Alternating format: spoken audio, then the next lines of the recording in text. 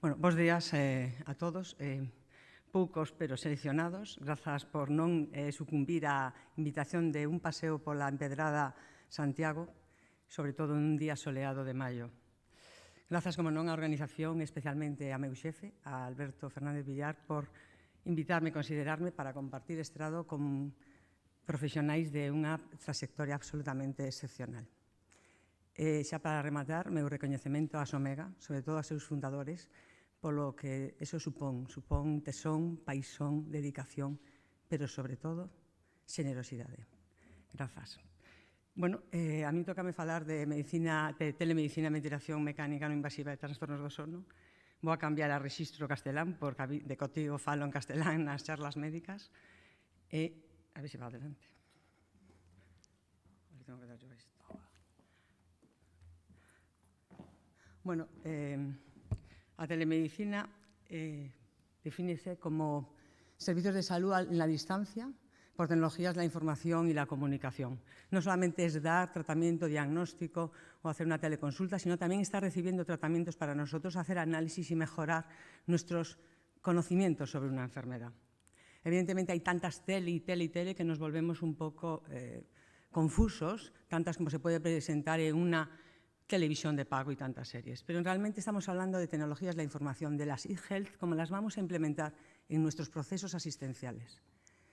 Realmente pensamos que tenemos a pacientes poco expertos. Todos nosotros tenemos un digital en la mitad de nuestra vida. Llevamos el teléfono con las fotos, con los que suben a Facebook parte de su vida, compartiéndola. Esperan también recibir otros servicios públicos a través de las aplicaciones. Ya se la hacen con los ayuntamientos y también lo esperan con la salud. De hecho, es que hay documentos de e-health y la mitad de los pacientes ya han tenido alguna experiencia y es satisfactoria y esperan tener más. Así que esto es imparable.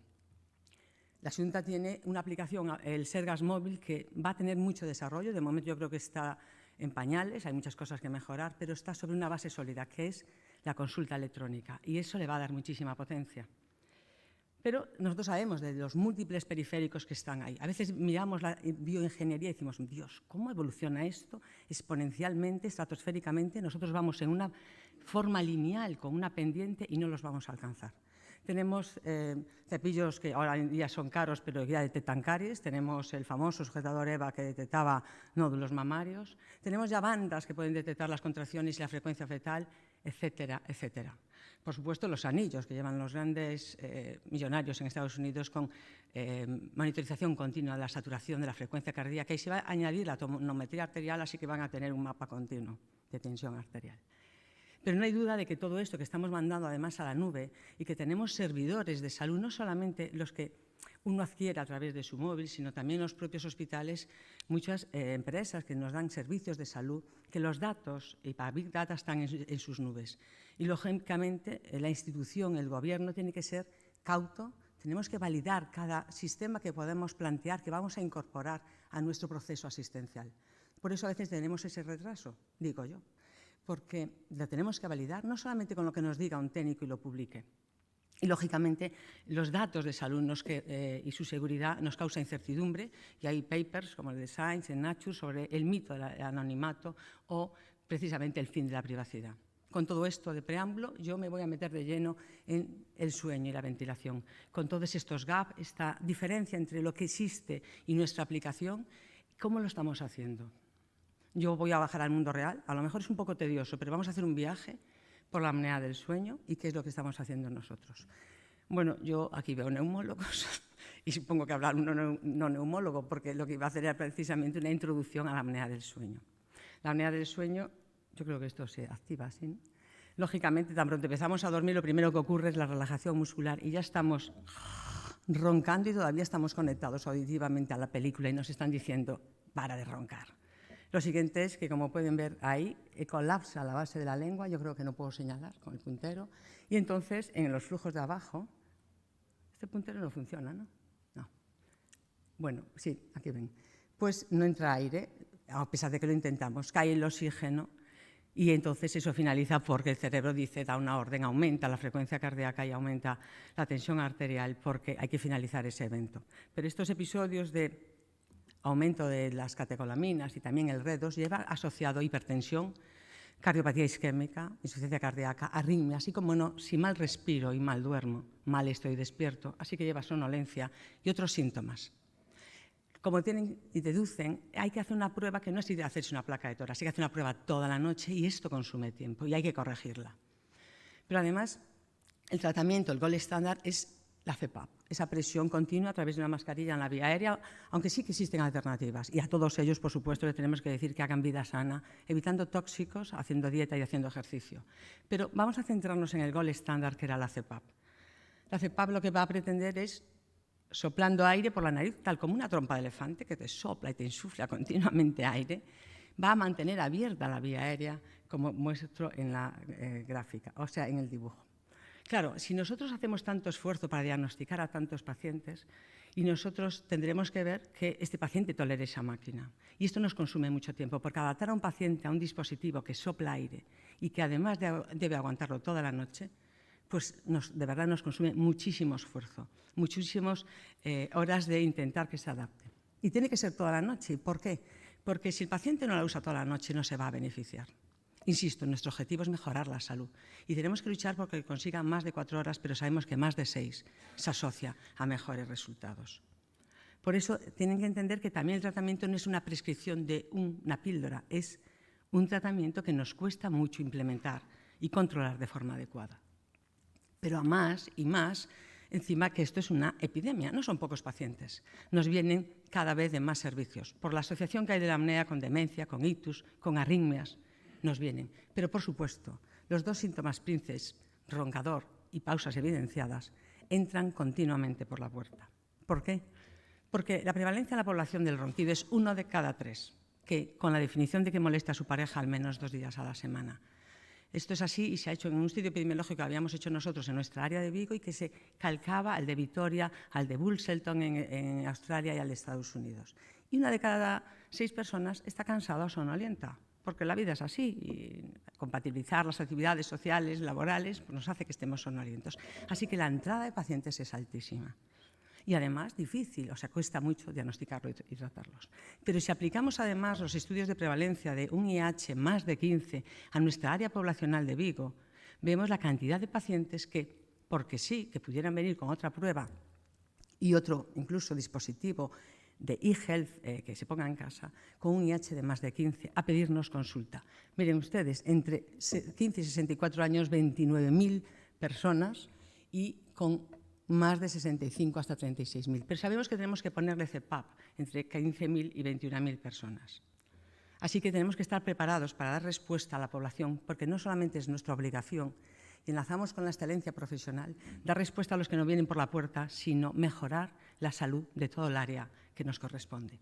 Cuando nos planteamos hacer la integración de TICS en nuestro proceso asistencial, lo hacemos y hay que analizar dónde podemos mejorar, dónde somos redundantes, dónde necesitamos mejorar la calidad. Y seguramente nos quedaremos cortos, pero bueno, la mejora es continua. Nosotros, bueno, esto es un posicionamiento de la SEPAR en donde dice que se aplicará la telemedicina de forma, la aplicación total y la transferencia al sistema sanitario a gran escala no es posible. Bueno, no lo sé, pero nosotros lo vamos a intentar. Todo el mundo en sus procesos asistenciales, la apnea lo tiene muy claro, saber cuándo se sospecha, cómo llega, quién lo ve, cómo lo diagnosticamos, cómo estratificamos la probabilidad pretest, cómo empezamos el tratamiento. Lo tenemos bien diseñado y eso está para todos los procesos, ¿no? Si hacemos un estudio, como ya decía, hay que hacerlo continuo. Y ahora, si me lo permiten, vamos a hacer un viaje que puede ser un poco tedioso, ¿no? Pero para vivir en persona lo que suele pasar con los pacientes en la vida real, en el face to face. Ese paciente o esa mujer que ronca como un león y el marido dice, encima haces paradas, vete al médico, pues va a su médico. Y allí el médico dice, pues le voy a enviar a la unidad del sueño. Y nos envía una consulta que nos aparece en nuestro listado de las citas que tenemos.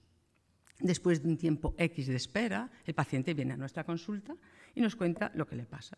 Y nosotros decimos, pues sí, señor, tiene usted muchas posibilidades de tener una apnea, voy a pedirle una prueba.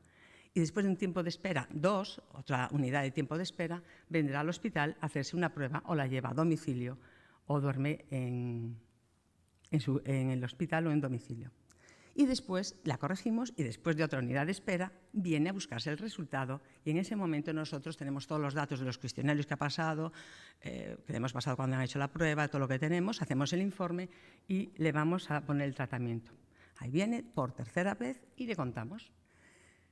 ¿Qué hemos hecho? Bueno, yo creo que todo el mundo ya hoy en día con las consultas electrónicas que están generalizadas en los sistemas sanitarios tenemos la e-consulta. La consulta evita ese paso, evidentemente, nos la hace.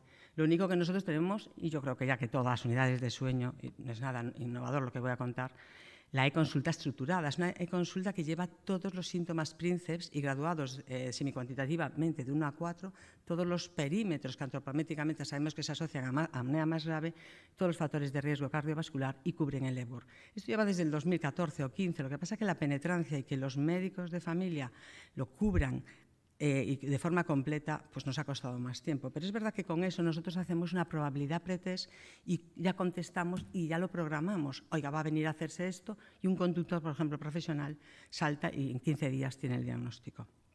Bueno, es verdad que en el año 2014 nosotros con el proyecto Hospital 2050, un proyecto de Innova Saúde, Alberto tuvo la idea de decir, bueno, vamos a intentar digitalizar y optimizar este proceso. Lo hemos digitalizado y la resulta es que cada vez que vienen a la consulta los pacientes, todo el mundo se cubre los ítems básicos. Todo el mundo tiene una historia estructurada y lo bueno que es que alimenta una base de datos en la que tenemos muchísimos. Tenemos más de 15.000, de 16.000 pacientes con todos los ítems cubiertos y nos facilita que el informe es de más calidad porque automáticamente se genera un PDF que colgamos en la historia electrónica. Digo que esto también es una implementación de herramientas que nos valen a nosotros para una calidad cuando te hace una auditoría de cómo están esos informes. Bien, el paciente tiene que dormir con la máquina y nosotros no hemos hecho nada ahí, porque no hemos sustituido ningún dispositivo. No sé si podríamos hacer que el paciente, en vez de venir al domicilio, mandarles con un globo a casa al aparato. Evidentemente no es así, ni va a ser. Y si me permite una pequeña incursión Matrix, porque es verdad que la tecnología está ahí.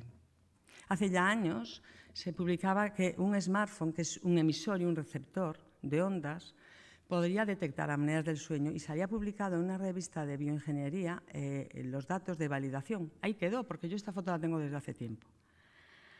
Pero es verdad que nosotros ahora, con los bioingenieros, y eso que en Vigo empezó la bioingeniería hace 4 años, pues hay un proyecto con una empresa privada que se dedica a sistemas de radar y que van a desarrollar algo para validar. Quizás en el coloquio podemos decir, y si validamos esto, ¿cómo lo incorporamos a nuestro sistema sanitario oficial? ¿Qué papel tiene? Hay varias ideas y también muchas barreras para cómo validar, patentar y después de una patente luchar contra las grandes multinacionales de la tecnología de la información.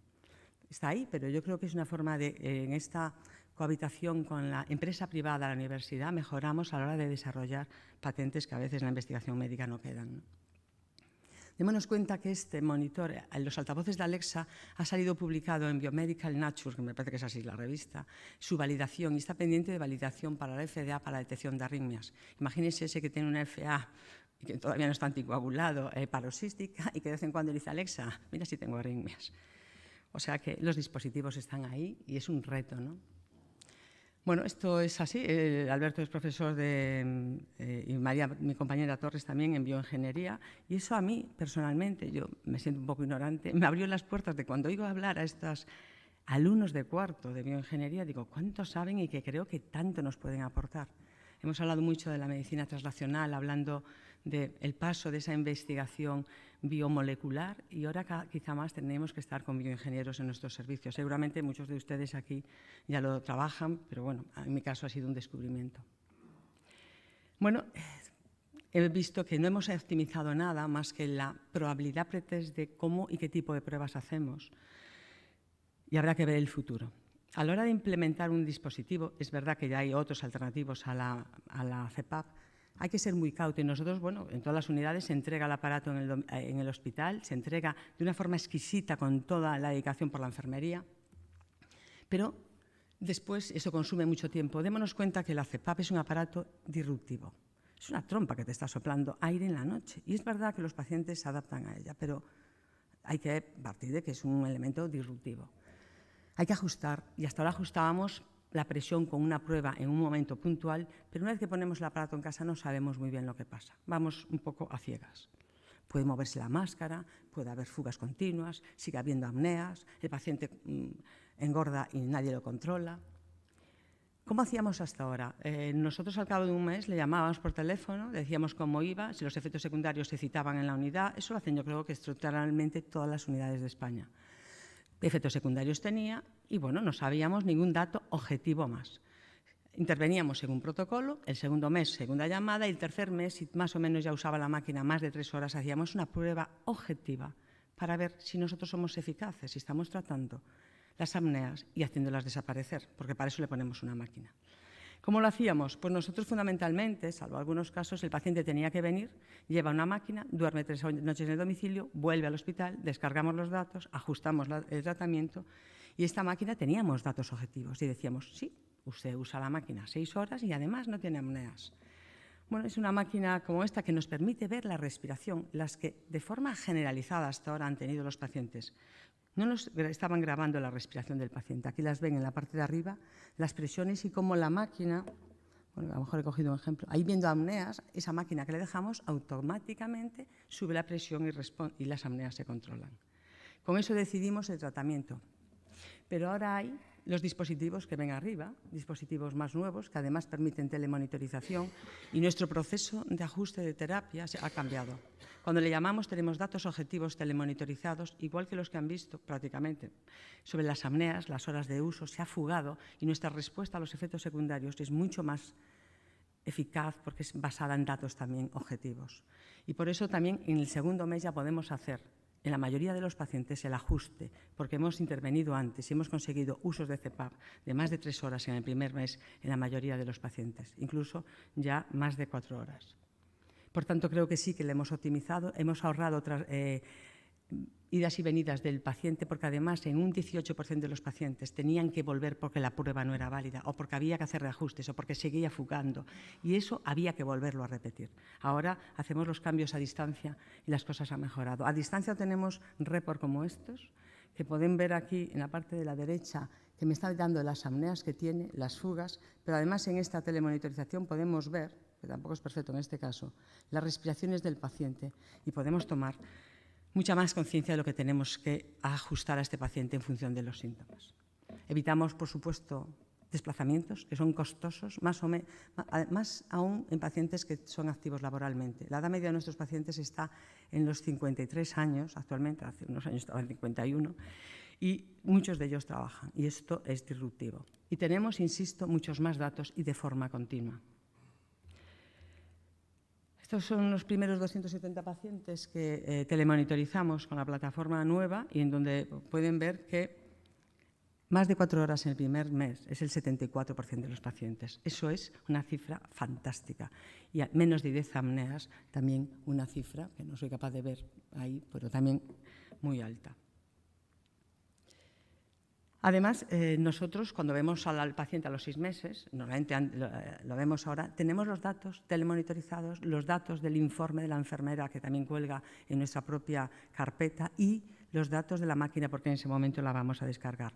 Esto es lo que nos da la implementación de un dispositivo más avanzado y cuando vemos curvas en detalle vemos cosas que a veces no ve ni nos da el report de la telemonitorización. Yo soy partidaria de hacer al menos una descarga y chequearlo porque los sistemas no son perfectos. Solamente un inciso, es verdad que estos dos dispositivos están validados, su software y su análisis frente a polisonografía. No vamos a incorporar sistemas que no estén validados. Bueno, nosotros de verdad, esto creo que es un vídeo, podemos en una plataforma entrar, poner el nombre de un paciente, vamos a ver las curvas y también podemos seleccionar grupos de pacientes. Podemos poner los de más de 4 horas.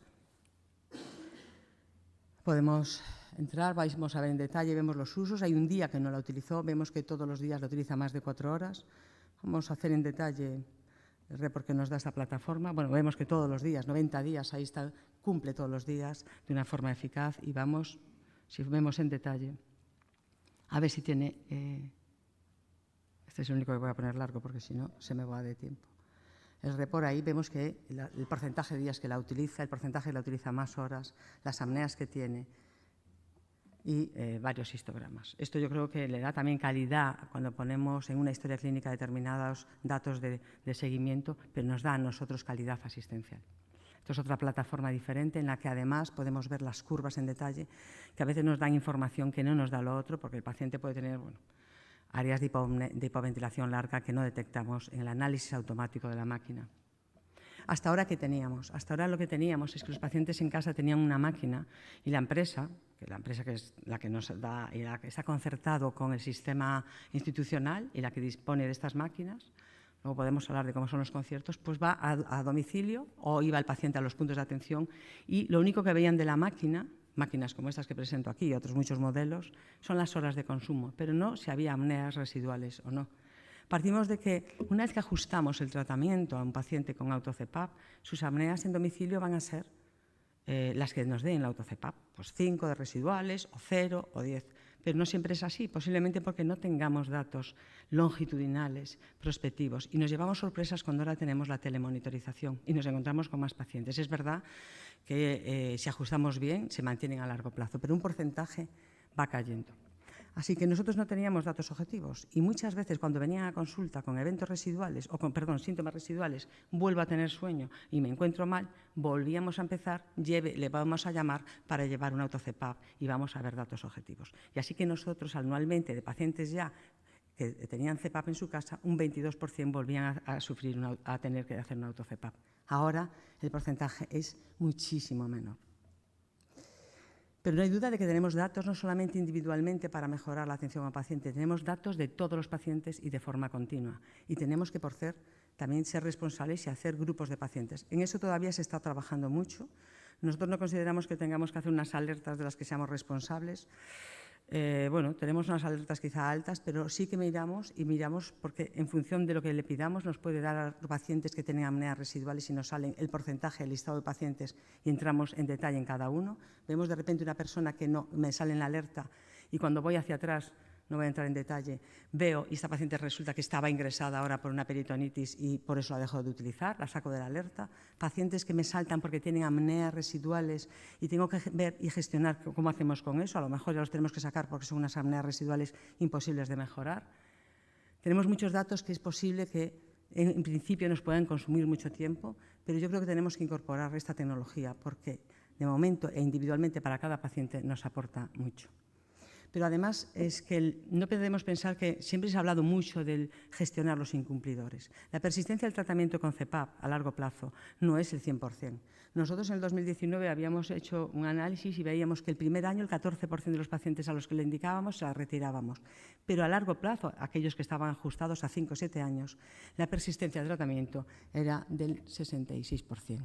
En un trabajo que salió el año pasado de Pepín, de Francia, con 480.000 sujetos, ve que la persistencia de tratamiento a 3 años es del 52%.